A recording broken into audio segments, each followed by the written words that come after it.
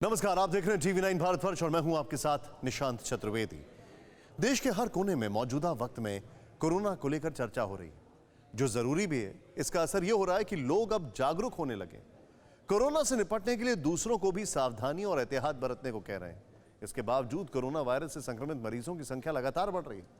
देश के 14 राज्यों में अब तक 109 मामले सामने आ चुके हैं। राहत की बात इतनी सी है कि इनमें से 16 भारत घूमने आए विदेशी नागरिक हैं। सरकार कोरोना से निपटने के लिए पूरी तरह तैयार है। काफी हद तक कामयाबी भी मिल रही है। प्रधानमंत्री मोदी खुद कोरोना को लेकर एक्शन में। आज प्रधानमंत्री मोदी ने सार्क देशों के साथ कोरोना को लेकर वीडियो कॉन्फ्रेंसिंग की, लेकिन कोरोना का जो ऐलान के बीच एक बड़ा सवाल है, वो ये है कि क्या 30 दिन बाद हालात बदल सकते हैं?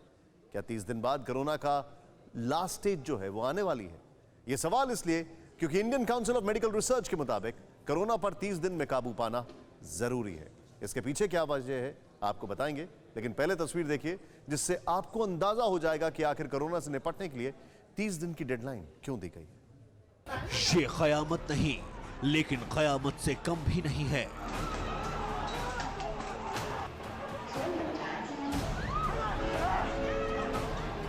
इंसानी वजूद पर आई आफत से दुनिया दहलने लगी है।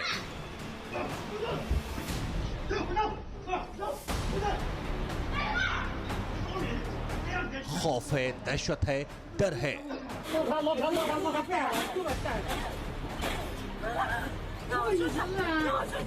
तीन शब्दों में मानो जिंदगी का सारांश सिमट गया है।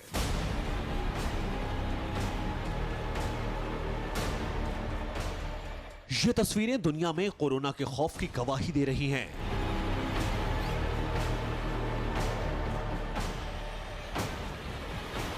महीनों से कैद में रहने के बाद सब्र जवाब देने लगा है।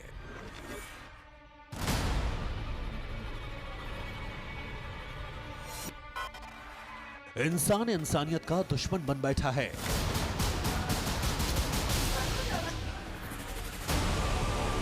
दूसरों की मदद को बढ़ने वाले हाथ अब बेवजह मारने कूटने लगे हैं।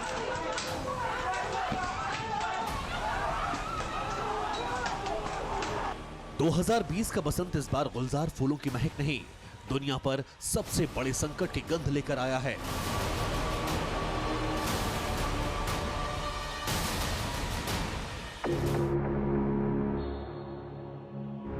चीन के वुहान से उड़ी कोरोना मिसाइल 153 देशों को अपनी चपेट में ले चुकी है। दुनिया भर में अब तक 5,839 से ज्यादा लोगों की मौत कोरोना वायरस से हुई है। कोरोना वायरस से पॉजिटिव 1,56,932 से ज्यादा मामले सामने आ चुके हैं। एशिया से लेकर यूरोप, अमेरिका और ऑस्ट्रेलिया तक में खौफ का साया है। आसमान की बुलंदी से मुकाबला करती जिन मीनारों पर कभी नाज, उन मीनारों की दीवारें अब इंसान की बेबसी से थर्रा पड़ी हैं। कुदरत को चुनौती देकर जो बड़े बड़े पुल और हाईवे बनाए गए थे, अब उन पर कदमों के निशान बाकी हैं। जिन चौराहों पर परिवार और दोस्तों के साथ कभी महफिलें सजा करती थी, आज वो सभी सूने पड़े हैं। चीन के वुहान शहर की इन तस्वीरों को देख लीजिए, जहां कोरोना की वजह से इंसान ही नहीं बल्कि इंसानियत का भी जनाजा उठ चुका है। इस बुजुर्ग शख्स का कसूर सिर्फ इतना था कि कई हफ्तों तक घर में कैद रहने के बाद बाहर निकलने की हिम्मत की। लेकिन मौजूदा दौर में वुहान में इसकी मनाही है, इसलिए पुलिस आई, बेरहमी से पीटा और जो भी सामान था सब कुछ फेंक कर चले गए।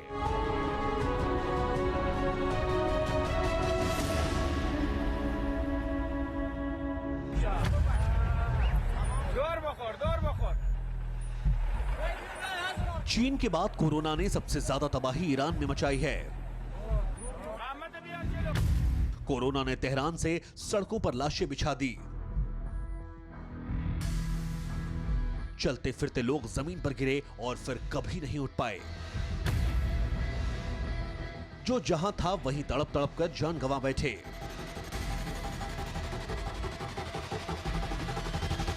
इन तस्वीरों को देखिए, कोई सड़क के किनारे तो कोई नाले के सहारे, कोई बीच चौराहे पर गिरा और इसके बाद फिर कभी नहीं उठ पाया।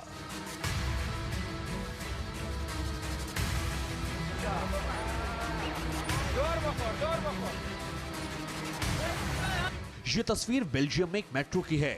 इस नौजवान पर नजर गड़ा कर रखिए,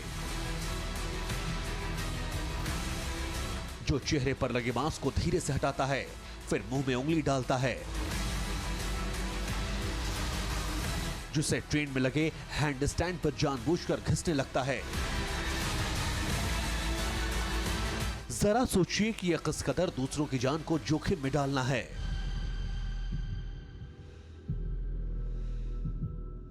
दुनिया भर में फैले कोरोना वायरस के प्रकोप के चलते हर मुल्क सख्ते में है, हर मुल्क एहतियात बरत रहा है, लेकिन इसके बावजूद भी हमारे और आपके बीच में कई ऐसे लोग हैं जो जानबूझकर इसी तरह की गलतियां करते रहते हैं। ऐसे ही लोगों की वजह से चीन के वुहान से कोरोना वायरस पूरी दुनिया में फैला, जिसकी वजह से इंसानी वजूद ही संकट में आ गया। और ऐसे लोगों की भारत में भी कमी नहीं है। कैसे एक इंसान की गैर जिम्मेदाराना हरकत या उसकी नासमझी बेहद खतरनाक हो सकती है, देखिए।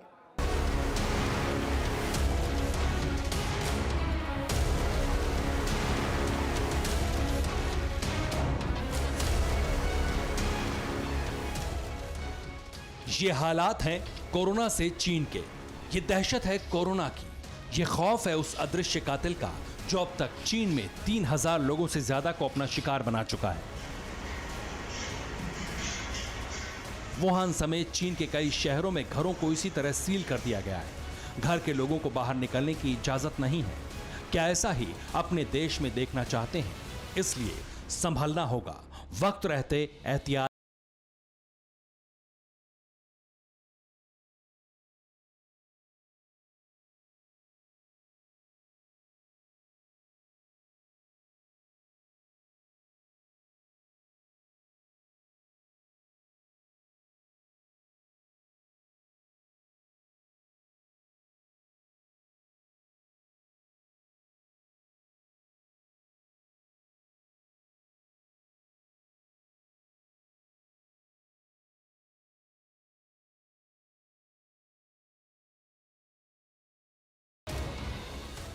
अभी हम फेज 2 में हैं। अगर हम चाहेंगे इसको रोकथाम करना तो हम कंट्रोल कर सकते हैं। इसे कहते हैं ब्रेकिंग द साइकिल। तो साइकिल हम ब्रेक कर सकते हैं। हमारे देश में कोरोना के अब तक 108 मामले सामने आ चुके हैं। 2 लोगों की मौत हो चुकी है। लेकिन कोरोना पर अगर जल्द काबू नहीं पाया गया तो हालात कैसे बेकाबू हो सकते हैं, इसे समझना भी जरूरी है। देश के 13 राज्यों में कोरोना का संक्रमण फैल चुका है। महाराष्ट्र में सबसे ज्यादा 31 मामले सामने आ चुके हैं। वहीं केरल में 22, हरियाणा में 14, यूपी में 13, दिल्ली में 7, कर्नाटक में 6, राजस्थान में 4, लद्दाख में 3, तेलंगाना में कोरोना वायरस के 3 पॉजिटिव मामले सामने आए हैं। जम्मू कश्मीर में 2 लोगों में संक्रमण पाया जा चुका है। वहीं पंजाब, आंध्र प्रदेश और तमिलनाडु में कोरोना वायरस का एक मामला सामने आ चुका है।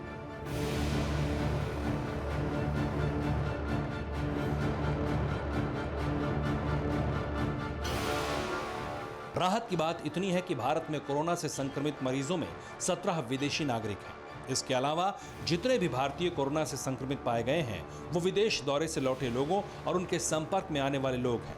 हालांकि देश में अभी कोरोना से 2 मौतों की पुष्टि हो चुकी है। सबसे बड़ी फिक्र की बात यही है। Indian council of medical research के मुताबिक भारत में अभी कोरोना वायरस की स्टेज 2 है, जबकि चीन, ईरान और इटली में कोरोना वायरस स्टेज 6 तक पहुंच चुका है।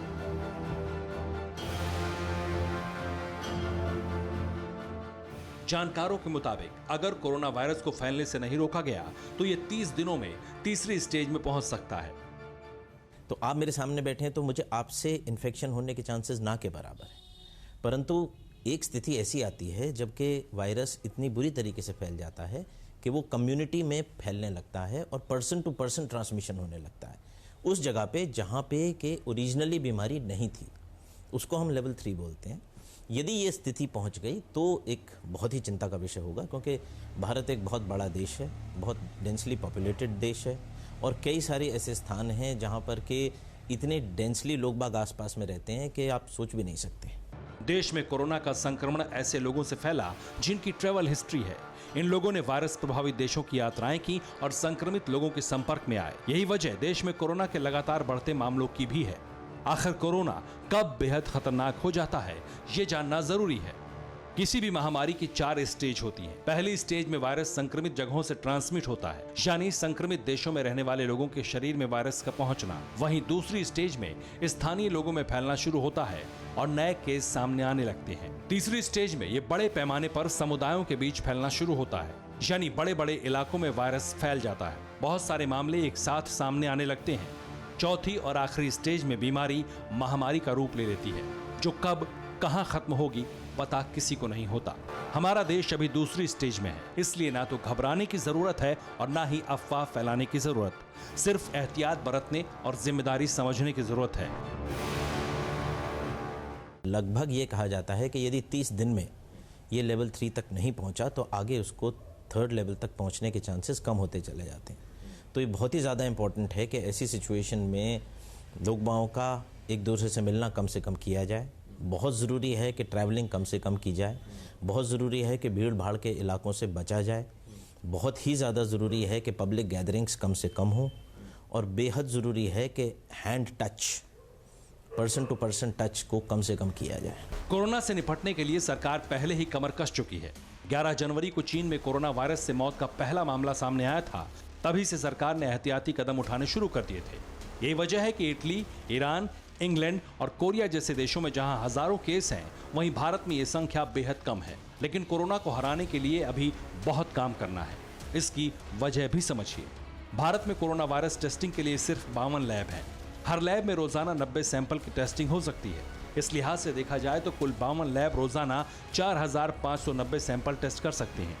देश में अब तक 6500 सैंपल टेस्ट किए जा चुके हैं।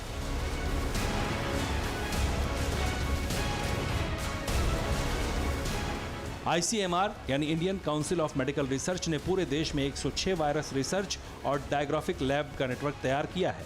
यहां सर्दी जुकाम से बीमार लोगों के नमूने लिए जा रहे हैं। वहीं कोरोना को फैलने से रोकने के लिए देश के हर राज्य में सख्त से सख्त कदम उठाए गए हैं।